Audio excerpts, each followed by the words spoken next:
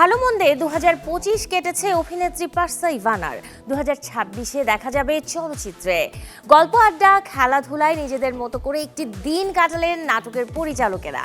হুমকিমূলক স্ট্যাটাসে খবরের শিরোনামে মিষ্টি জান্নাত, অনলাইনে ছড়িয়ে পড়েছে বলিউড তারকা শিল্পা শেঠির আপত্তিকর ছবি, ভিডিও। দর্শক সবাইকে আমন্ত্রণ, শুরু করছি Walker footwear presents showbiz and style 24 এর আয়োজন। দেশ বিদেশের বিনোদনের নানা খবর সাথে নিয়ে আছি আমি শাহরিন জেবির। ভালো গল্প আর চরিত্র পেলে নতুন বছরে বড় পর্দায় আসতে চান ছোট পর্দার অভিনেত্রী পারসা ইভানা। চ্যানেল 24-কে এই তারকা জানান কোয়ান্টিটি নয়, তার কাছে কোয়ালিটি মুখ্য। আলাপচারিতায় নতুন বছর নিয়ে নিজের প্রত্যাশার কথাও জানান পারসা ইভানা।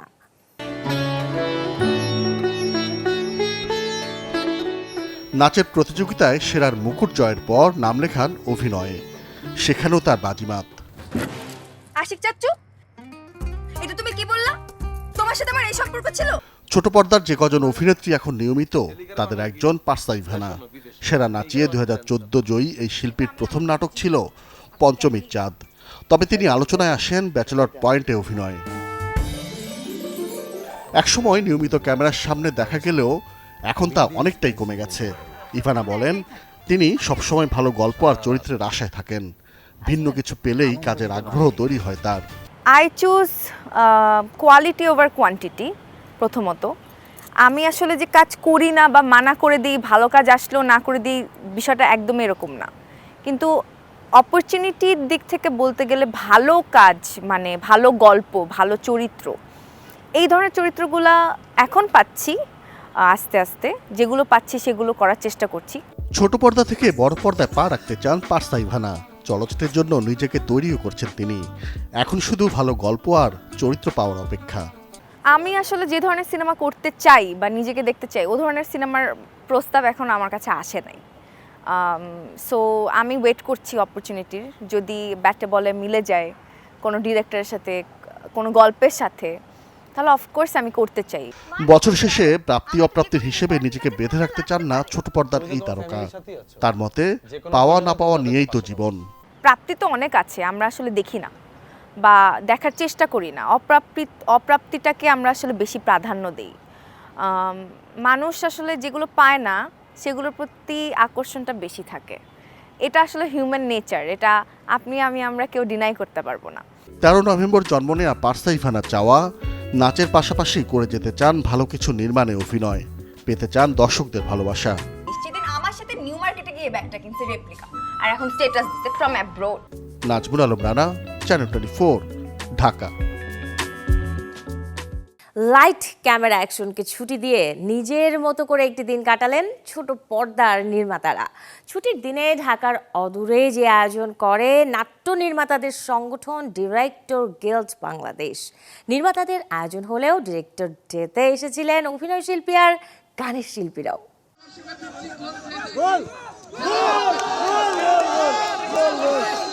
চলছে ফুটবলের লড়াই, তবে মাঠের খেলোয়াড়রা পেশাদার কেউ নন, সবাই নাট্য পরিচালক, অভিনেতা। তাদের এই হার জিতের লড়াই নিছক মজা করার জন্যই। নাট্য পরিচালকদের সংগঠন ডিরেক্টরস গিল্ড ঢাকার অদূরে মুন্সিগঞ্জের একটি রিসোর্টে এভাবে দিনটিকে উদযাপন করেছেন নিজেদের মতো করে। বছরব্যাপী নানা কাজে ব্যস্ত থাকে সবাই, কখনো দেখা সাক্ষাৎ হওয়ার সুযোগ খুব একটা হয় না। এই ডিরেক্টরস ডেতেই সবার সাথে সবার দেখার হয়। এটা যেমন সবাই বলে মিলন মেলা, তেমন এটা মিলন মেলাই। ডিরেক্টররা যেহেতু ক্রিয়েটিভ পারসন, তাদের ভিশন, তাদের মেধা সব কিছু মিলিয়ে এই ডিরেক্টরদের কল্যাণ বয়ে আনবে, এরকম কাজই আমাদের সংগঠন করবে বলে আমি বিশ্বাস করি। একজন পরিচালক হিসেবে আমি মনে করি আমার এই পেশাগত জীবনে একটা বড় পাওনা। তার উপর আয়োজনটি এত বৃহৎ এবং আনন্দঘন হয়েছে যে আমি সত্যিই আপ্লুত।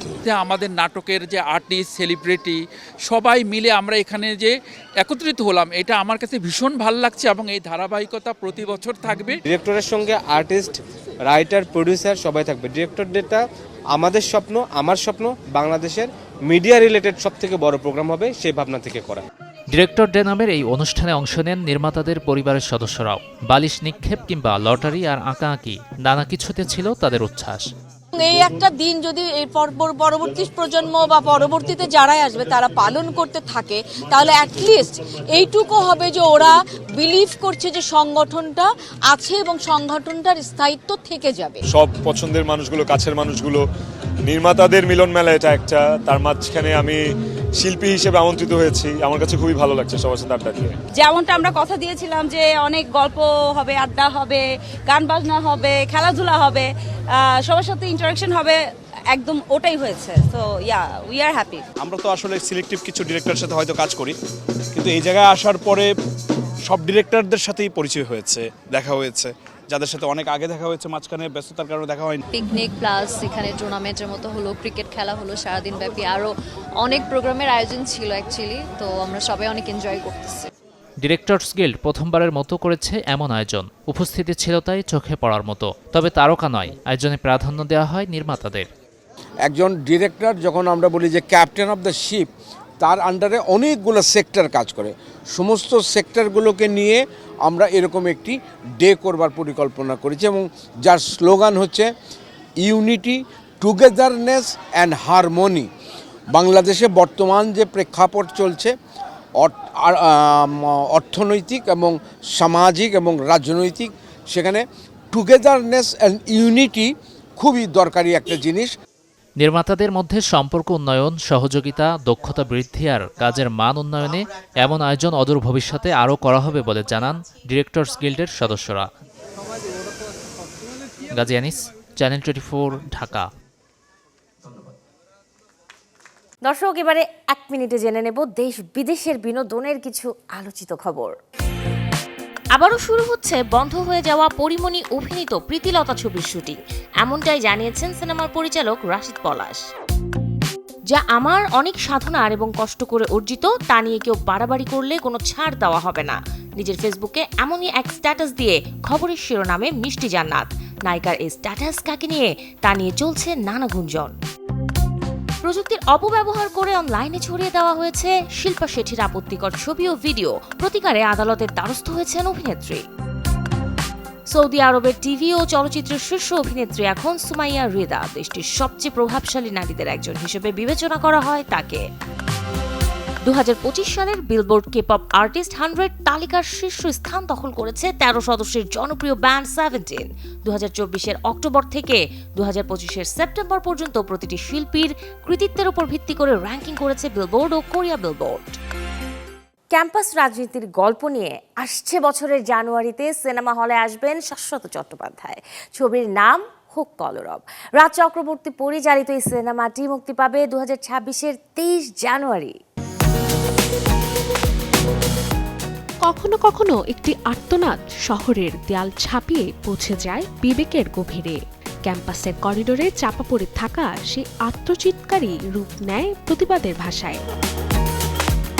তাই তো এবার বাস্তবের এক নাড়া দেওয়া ট্র্যাজেডিকে কেন্দ্র করে সমাজের অস্বস্তিকর সত্যকে পর্দায় তুলে আনতে চলছেন রাজ চক্রবর্তী, যেখানে অপরাধ, ক্ষমতা আর ন্যায়ের লড়াই মুখোমুখি দাঁড়ায় এক রক্তাক্ত বাস্তবতায়।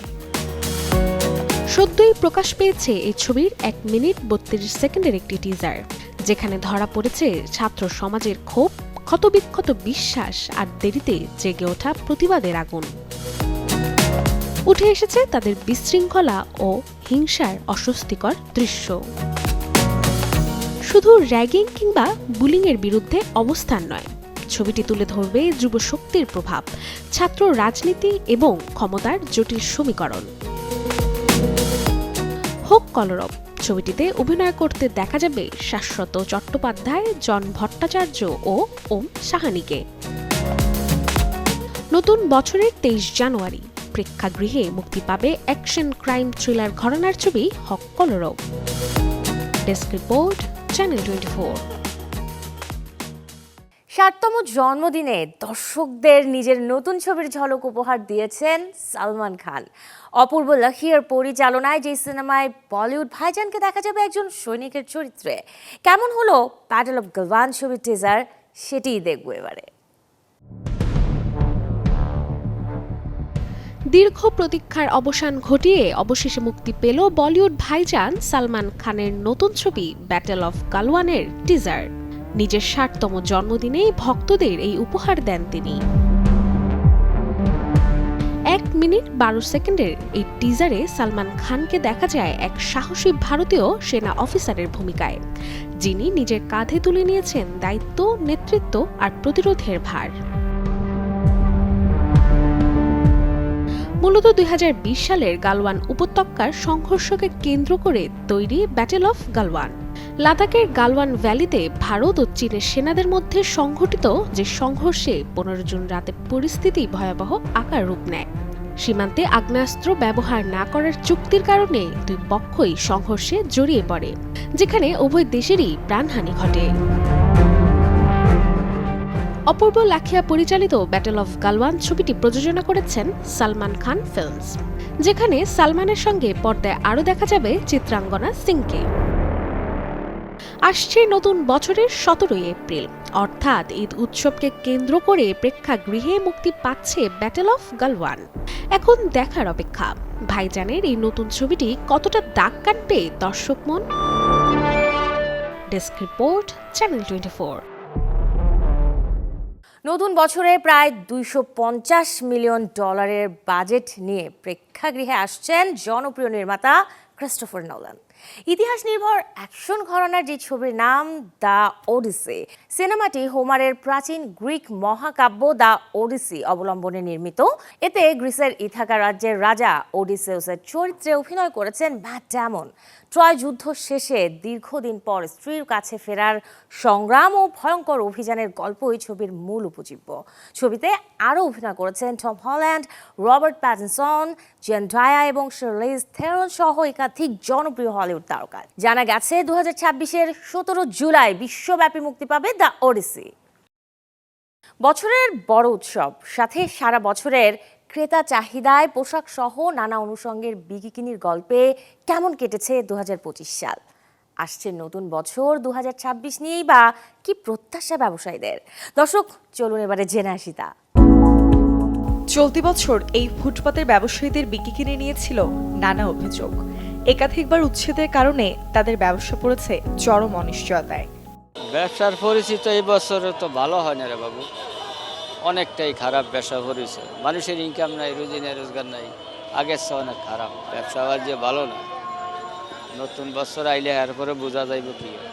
আমরা ফুটপাতে ব্যবসা করি, তাই আমরা বাধ্যতামূলক হামলা হয়েছে, আন্দোলন হয়েছে, যাই হয়েছে আমরা খুলতেছে, বেচা কিনা হোক বা না হোক আমরা চেষ্টা চালিয়ে গেছি।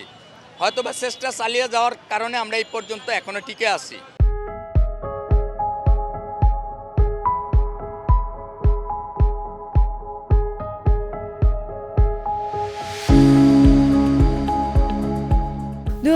সালের শুরুটা হয়েছিল 24 জুলাই আন্দোলন সহ নানা ঘটনার রেশ টেনে। এর সাথে যোগ হয়েছে ডলারের দাম বৃদ্ধি আর আমদানি নির্ভর পণ্যে বাড়তি শুল্ক। সব মিলিয়ে এর প্রভাব পড়েছে দেশের ব্যবসা বাণিজ্যে। লাগাতার আন্দোলনের কারণে বিভিন্ন সময় সড়ক অবরোধ এবং তীব্র যানজট, এই দুয়ে মিলে অনেক ব্যবসায়ীকে ক্রেতা শূন্য সময় কাটাতে হয়েছে। একটা ব্যবসা প্রতিষ্ঠানে খরচ আছে, দোকান ভাড়া, স্টাফ খরচ, বিভিন্ন রকমের খরচ আছে। খরচটা পোষায় নিতে পারলে সে ব্যবসাটা নিতে পারবে। এই কয়েকদিন ধরে খুব ব্যবসা আগের মতন নাই, একটু কমে গেছে। আশা করি যে সামনে একটু ভালো হবে, এই আশায় আমরা আছি। তবে বছরের শেষে এসে এই ঘাটতি পুষিয়ে নিয়েছেন অনেকেই। শুরুটা ভালো না হলেও শেষের দিকে বিয়ে এবং বিভিন্ন সামাজিক অনুষ্ঠানের মৌসুমে বিক্রি বেড়েছে উল্লেখযোগ্যভাবে। কাস্টমার একটা সাহস করে বের হইতে পারছে। এখন মানুষের একটা সাহসের ব্যাপার, সাহস করে মার্কেটে অনেকে আসে না, যদিও প্রয়োজন থাকে তারপরও আসে না। আর যদি ইমিডিয়েটলি বেশি প্রয়োজন থাকে তাই সেক্ষেত্রে আসে আর কি। তবুও নতুন বছরের শুরুতেই যেহেতু সামনে ঈদ, তাই বেশিরভাগ ব্যবসায়ী প্রচুর পণ্য স্টক করেছেন। ঈদকে ঘিরে তাদের প্রত্যাশাও আকাশ ছোঁয়া। আশা করি এবার রমজানও খুব ভালো সেল হবে ইনশাল্লাহ। অনেক শাড়ি স্টক করছি, কাস্টমারেরও রেজাল্ট ভালো। বছরের প্রথম দিকটা খারাপ ছিল, লাস্ট টাইমটা ডিসেম্বর খুব ভালো হয়েছে ইনশাল্লাহ। আমাদের মালও আমাদের প্রচুর পরিমাণ আছে, তো বেচে কিনা মোটামুটি আলহামদুলিল্লাহ ভালো আছে। বিক্রেতাদের প্রত্যাশা নতুন বছরে যে সরকারি আসুক না কেন, তারা যেন হয় ব্যবসায়ী বান্ধব। মূর্ছনা ঐশী, চ্যানেল 24, ঢাকা। শীতকাল মানেই পিঠাপুলির মৌসুম। রাজধানীতে আয়োজিত হয়ে গেল শীতের পিঠা উৎসব ও প্রতিযোগিতা। সারা দেশের বিভিন্ন জেলার পিঠাশিল্পীদের অংশগ্রহণে দেখব কেমন ছিল সেই আয়োজনটা।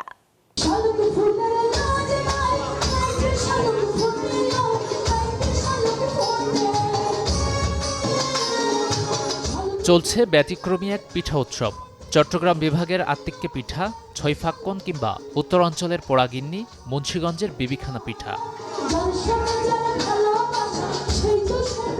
দেশের বিভিন্ন প্রান্তের ঐতিহ্যবাহী পিঠা নিয়ে এই আয়োজনে অংশ নেন পিঠাশিল্পীরা। ওমেন কালিনারি অ্যাসোসিয়েশন অব বাংলাদেশের আয়োজনে রাজধানীর উত্তরা লেডিস ক্লাবে ছিল পিঠা প্রদর্শন ও রান্না প্রতিযোগিতা। দিনাজপুরের ঐতিহ্যবাহী পিঠা হচ্ছে নুনিয়া পিঠা। নুনিয়া পিঠার সাথে কাউনের পায়েস আর হাঁসের মাংস। রাঙ্গামাটির হোগা পিঠা আনছি, তারপর রাঙ্গামাটির সাইনে পিঠা আনছি, বান্দরবানে পাটিসাপটা আনছি, আর আমাদের গুড়া পিঠা, গজ্জা পিঠা, সাজের নাস্তা এবং খাজা পিঠা সব কিছুই নাচছে সাইনে পিঠা সহ। বিবিখানা নিয়ে এসেছি আর হচ্ছে কালো চালের ফিন্নি নিয়ে এসেছি। এটা হচ্ছে আমার মানে একটু ইউনিক একটা রেসিপি। অর্ধশত উদ্যোক্তা ও পিঠাশিল্পী অংশ নেন পিঠা উৎসবের এই আয়োজনে। দীর্ঘদিন ধরে যারা কাজ করছেন পিঠার ঐতিহ্য রক্ষায়। শীতের চিরচেনা আমেজকে ধরে রাখতে পৌষ পার্বণ পিঠা উৎসব করা হয়েছে বলে জানান আয়োজকরা।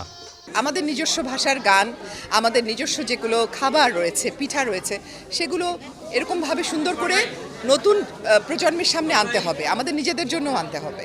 এটার উদ্দেশ্য হচ্ছে 64 জেলার পিঠাকে আমরা উপস্থাপন করছি। যে পিঠাগুলো হারিয়ে যাচ্ছে সেই পিঠাগুলোকে নিয়ে আমরা আরও বেশি কাজ করছি।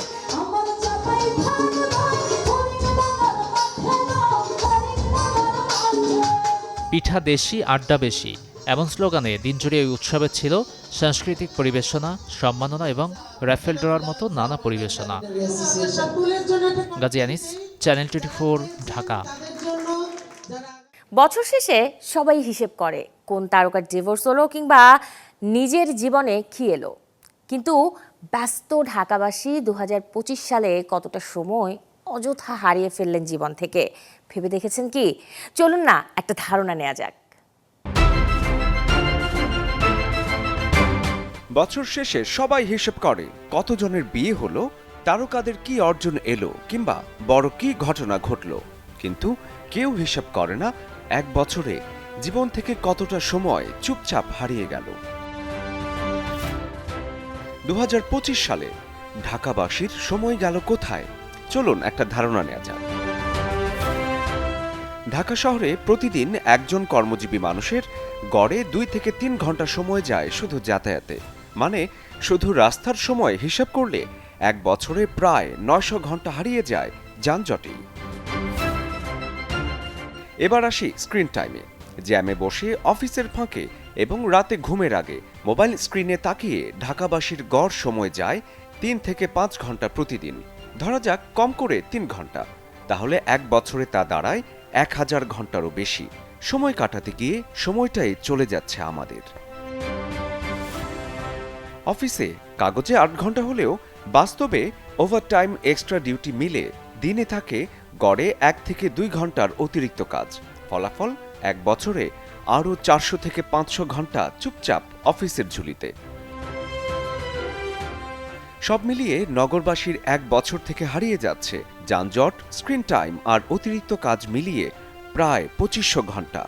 দিন শেষে পরিবারের জন্য যেটুকু থাকে সেটা অনেক সময় ক্লান্ত শরীর আর আধঘুম।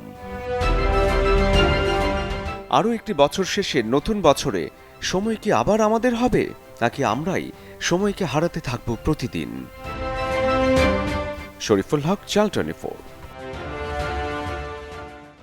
এই ছিল আজকের Walker footwear present showbiz and style 24 এর আয়োজনে। বিনোদন ও লাইফস্টাইলের সব খবর জানতে ভিজিট করুন আমাদের ফেসবুক পেজ এবং ইউটিউব চ্যানেলে। কাল ঠিক একই সময়ে আবারও দেখা হবে। সেই পর্যন্ত সবাই ভালো থাকুন, আর দর্শক অবশ্যই চ্যানেল 24 এর সাথেই থাকুন।